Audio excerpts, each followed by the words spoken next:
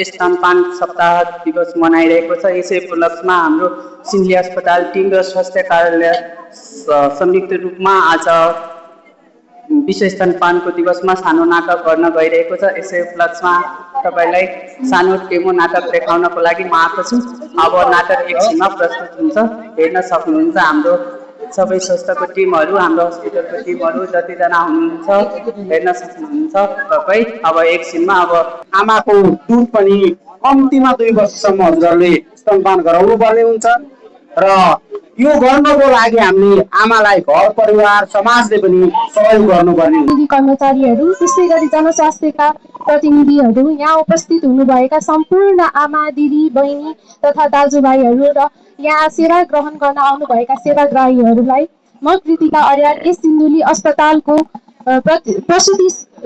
प्रसुति वार्डमा चाहिँ कार्यरत एक स्टाफ नर्स, यहाँहरू सबैलाई यस विश्व स्तनपान कार्यक्रममा चाहिँ हार्दिक स्वागत एवं न्यानो अभिवादन चाहिँ टक्राउन चाहन्छु। शिशुहरूको लागि चाहिँ सबैभन्दा उत्तम आहार भनेको नै आमाको दुध हो, जुन चाहिँ सुरक्षित, पूर्ण र प्राकृतिक आहार पनि हो। हजुरहरूलाई विश्व स्तनपान राख्नपछि उनी बच्चा जन्माउन अस्पताल आएकी थिए। राधाको बच्चा जन्मिएको केही समय भएको छ। लामो बितेपछि आफ्नो बच्चालाई काखमा लिएर उनी खुसी थिए, तर पनि उनको मुहारमा चिन्ता एवं मायाबाट जस्तो गर्दै जाँदैको छ। उनी बच्चालाई बिहाल्दै छिन्। उनका छेउको अस्पतालको कुर्सीमा उनकी सासुआमा बच्चाले अघि छिरेकी दिदी र भर्खरै बोल्न भएको राजबहिनी छिन्। रुयो के छिमेकी समात्यो न यार।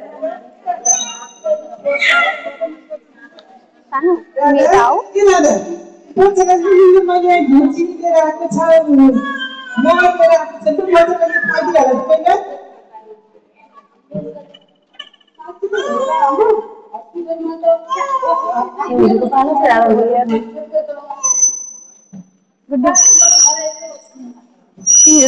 अनि तिमीले त्यो पहिलो दुध छ नि, त्यो पहिलो दुध त्यो पनि खिर निकालेर त्यो सबै खायो है, नखाऊ त्यो पनि।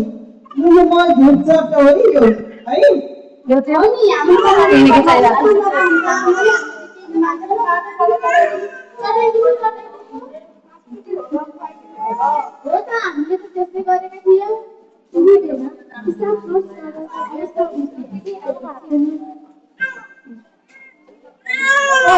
के भन्नु हुनुहुन्छ यहाँ?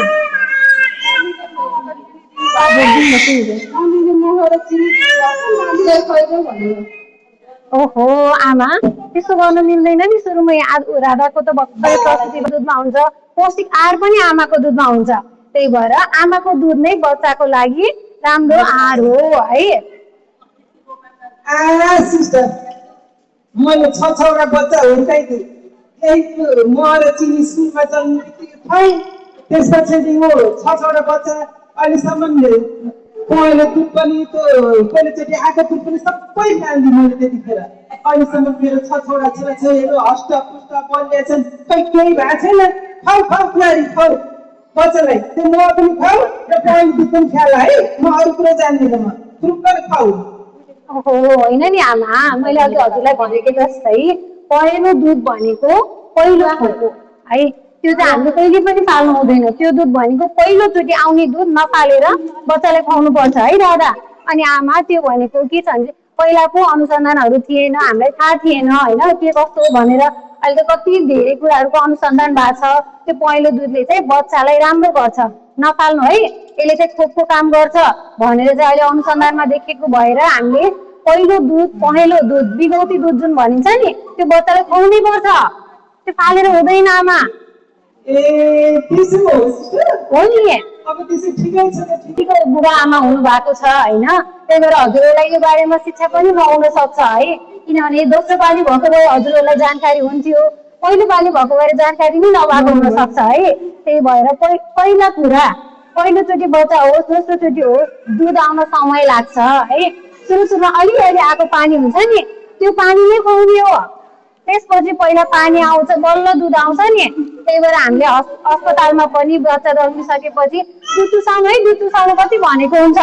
है। त्यही भएर चाहिँ आमाको दुध नै राम्रो। सुरुमा खुवाउने 15 देखि 20 मिनट एउटा स्तनको खुवाउने, सुरुमा सेतो पानीहरू आउँछ है, अनि त्यसपछि बल्ल बच्चाको भोक मेटाउने खालको अथवा आहार पुग्ने खालको दुध बल्ल आउँछ, जुन सेतोवाला पहेँलो दुध हुन्छ है। अनि प्याकेटको दुध धेरै खुवाउनु हुँदैन, खुवाउने नि होइन। आमाको दुध आएको छ भने आमाकै दुध खुवाउने। त्यसले गर्दा बच्चालाई के हुन्छ, रोगसँग लड्न सक्ने क्षमता दिन्छ है, कुनै पनि कीटाणुहरूबाट नि बचाउँछ, बच्चालाई बलियो बनाउँछ। जन्डिस जुन पहेँलोपनहरू देखिने हुन्छ नि त्यो पनि घट्न सहयोग गर्छ।